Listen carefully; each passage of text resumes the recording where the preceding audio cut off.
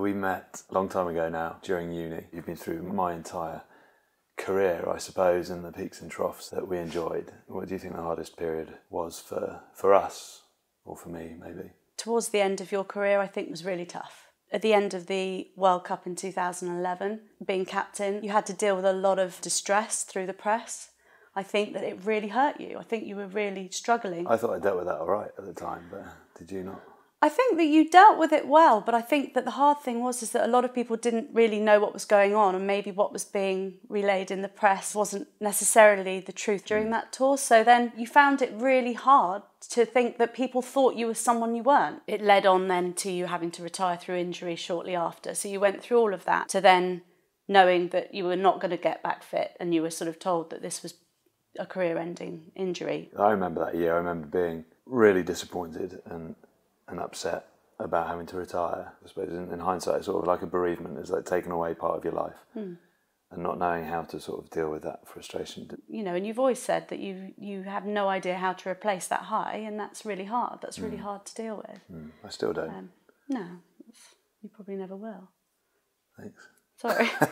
No, but in a nice way, in the sense that that's an amazing memory to have, and you have to be positive about the incredible career you've had. So being able to talk about it, having me and having your other friends around that you were able to talk to was really important, and I hope I was a good support through that. But yeah, I think if I hadn't have had your support, actually at that time, but during the whole of my career, it could have been completely different, because you look back to 2005 when I got sent off, or 2008 when I had 3 injuries. I remember calling you and saying, that's it, I've had enough. You were quite frank. Don't be crazy, you only get one career. I was really lucky to have someone like you, because I just think it was easier for me to talk to you naturally and openly. Well, I think it's because we have a good friendship as well. Like, as in having someone there that you are able to speak to is huge. I have the same thing.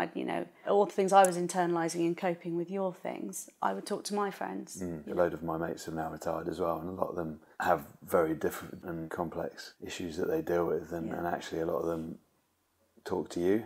Everyone's situations are very different, but I think that if you're able to try and give a pragmatic view on things, not sit on the fence, but sort of open up people's eyes to everything around you, rather than just internalising on those few points, and make them see outside of what's happening, sometimes it helps. And just listening, I think actually the fact that you just listen is good, because I think blokes try and give an answer to everything, don't they? Like, yes, which you is do. Probably You can't solve everything. Sometimes you just have to be there. Yeah.